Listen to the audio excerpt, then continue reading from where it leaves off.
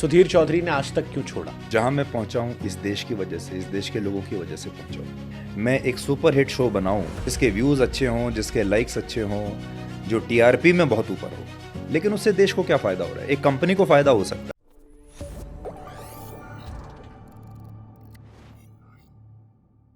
सुधीर चौधरी ने आज तक क्यों छोड़ा? आज तक देश का सबसे बड़ा चैनल है, पुराना चैनल है, भरोसेमंद है। रात को 9 बजे सबसे प्राइम टाइम में आप थे। लोग पसंद कर रहे थे ब्लैक एंड व्हाइट, उसकी चर्चा देश भर में हो रही थी। सडनली लोगों को शौक लगता, वाई डीडी न्यूज़? एक डेड चैनल है, सरकारी चैनल है, बहुत सारी खबरें आती हैं कि बहुत मोटा पैसा मिला है। मैं उधर भी आऊंगा, लेकिन पहला सवाल तो यही कि आज तक छोड़ने का रीज़न क्या था? कुछ और चुनौती लेना, चलो एक अलग चीज़ आई, बट वो छोड़ने का थॉट क्यों आया? आज तक क्यों आप आज तक छोड़ देते हैं?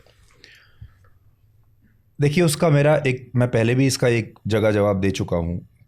अब मुझे मेरे करियर में 30 साल हो चुके हैं। जहाँ मैं पहुँचा हूँ इस देश की वजह से, इस देश के लोगों की वजह से पहुँचा हूँ।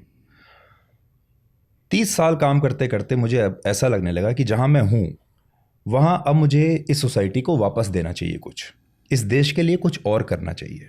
मतलब मैं यहाँ तक आया, इस देश के लोगों ने मुझे यहाँ तक पहुँचाया, अब मैंने उनके लिए क्या किया? क्या मैं एक शो करता रहूँगा?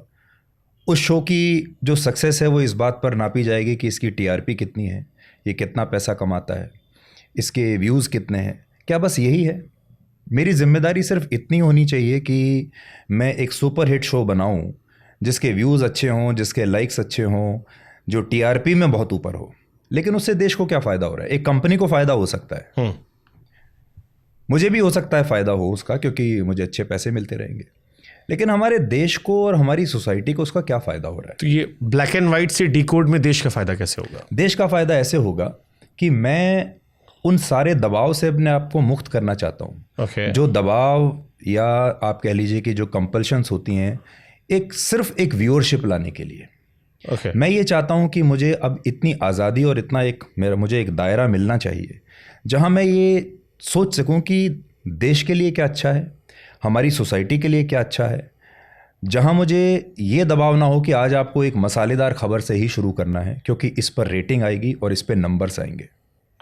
मैं यहाँ ये नहीं कह रहा हूँ कि आप मुझे रेटिंग और नंबर से मुक्त कर दीजिए, सही बात है। ये भी नहीं कह रहा हूँ मैं ये नहीं कह रहा हूँ कि मैं एक अलग छोटा प्लेग्राउंड लेके बैठ जाऊँगा जहाँ मैं इस सब से मेरी मुक्ति हो जाएगी, लेकिन तो भी मैं ये चाहता हूँ कि अब मैं जो मैंने आपको कहा कि जो मैं प्रयोग करना चाहता हूँ वो ये है कि क्या आप एक अच्छे कंटेंट के साथ भी नंबर्स ले सकते हैं?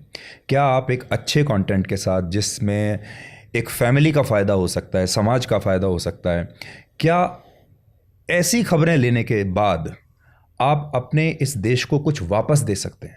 क्या मैं कुछ खबरों को मना कर सकता हूँ कि मैं ये खबर नहीं करूँगा क्योंकि मेरा मन नहीं है इनको करने का, मेरा मन नहीं कर रहा? तो मैं अब उस स्थिति में, उस जोन में मैं आना चाहता हूँ। ये आज़ादी आपको पहले नहीं थी?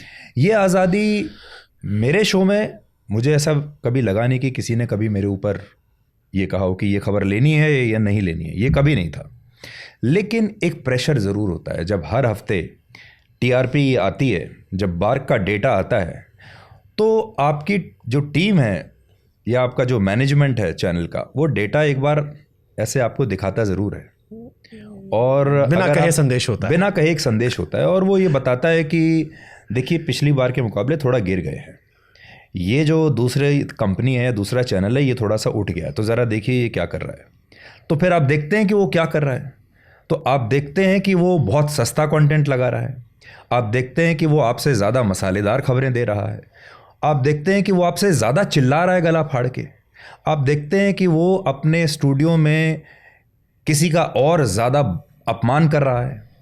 अब आप उस दौड़ में कब तक दौड़ते रहेंगे और कहाँ तक आप जाएंगे?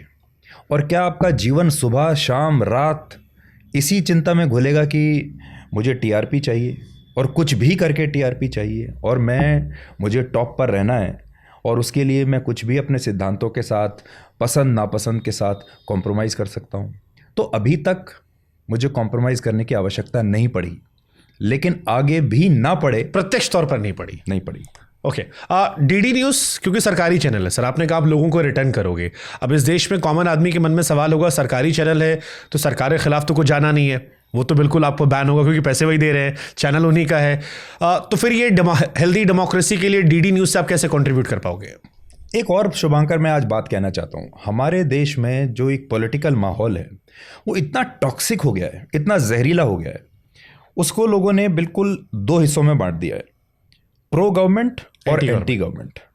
मैं आपको ये बताता हूँ, आप और सारे दर्शकों से भी मैं ये बात पूछना चाहता हूँ, आप जब सुबह उठते हैं और रात तक आप अपने काम पर निकलते हैं, वापस घर आते हैं, आपके जीवन में जितनी भी घटनाएं होती हैं, जितनी भी चुनौतियां आपकी होती हैं, क्या अब उन सबको आप ऐसे ही करके देखते हैं कि ये प्रो गवर्नमेंट है और ये एंटी गवर्नमेंट है, ये बीजेपी है और ये कांग्रेस है?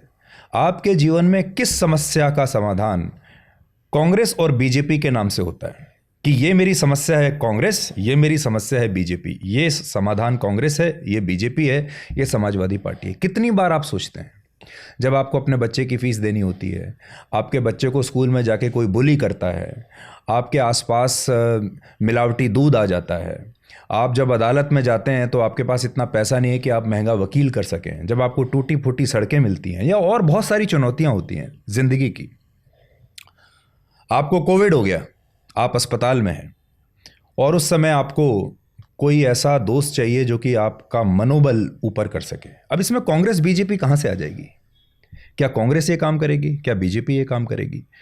तो मुझे ऐसा लगता है कि ये ख़ास तौर पे जो सोशल मीडिया पे जो ट्रोल आर्मीज़ हैं, इन्होंने हमारे पूरे जीवन को पॉलिटिकल बना दिया है। एक आम आदमी का जीवन पॉलिटिकल नहीं है, वो पॉलिटिक्स के हिसाब से नहीं सोचता।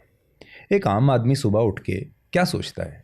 सुबह एक अच्छी चाय मिल जाए, मॉर्निंग वॉक पे जाएं तो अच्छा माहौल, साफ़ सुथरी हवा मिल जाए, एक अच्छे स्कूल में बच्चों का एडमिशन हो जाए, बच्चे पढ़ लिख के कुछ अच्छा काम कर लें, मैं जब घर से निकलूं तो सही सलामत अपने दफ्तर पहुंच जाऊं, हर साल मेरा एक प्रमोशन हो जाए, थोड़े से पैसे बढ़ जाएं, और जीवन में वीकेंड पे अपने दोस्तों के साथ कुछ अच्छा समय बिता लूं।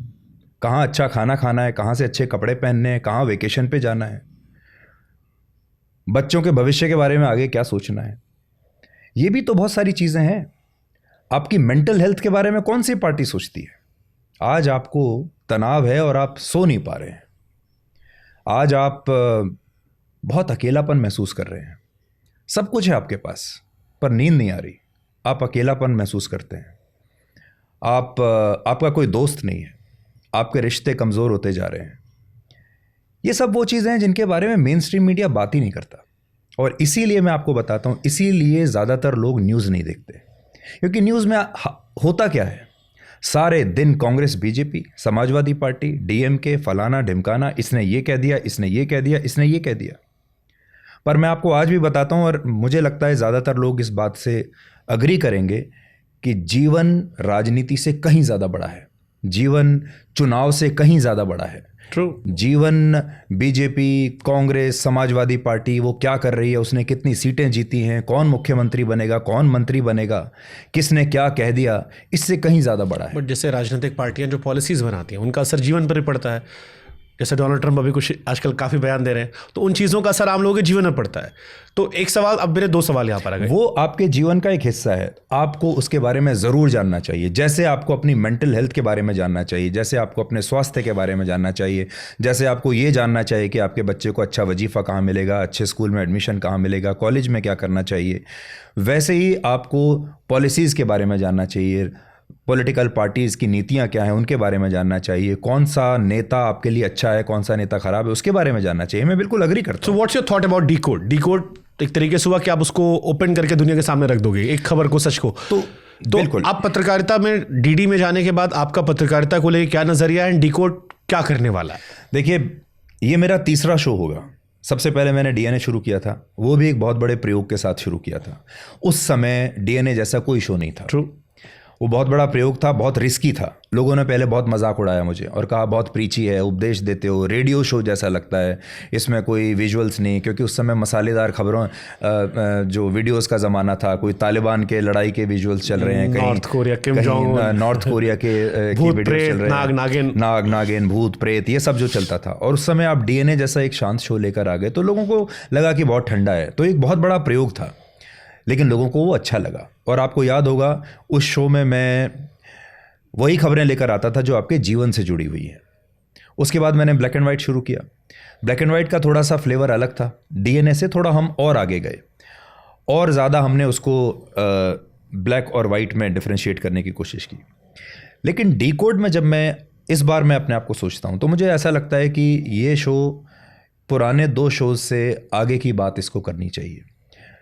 ये तो मैंने हमेशा से कहा है कि आपको आज भी एक फैमिली न्यूज़ शो की आवश्यकता है जिसको पूरा परिवार देख सके। तो मेरा पहला जो थॉट है वो तो ये है कि इसको मैं ऐसा शो बनाना चाहता हूँ जिसे पूरा परिवार एक साथ मिलके देख सके। 3 जनरेशन्स, दादा दादी, माता पिता और बच्चे। क्या कोई ऐसा शो हो सकता है जिसको ये तीनों पीढ़ियाँ एक साथ मिलके देख सकें और उसमें पूरे शो में हर एक के लिए कुछ ना कुछ होना चाहिए। Okay, interesting. तो मैंने तो इस बार जो डीकोड का मैंने जो थीम रखा है वो यही है, टाइम वेस्ट नहीं करना है किसी का।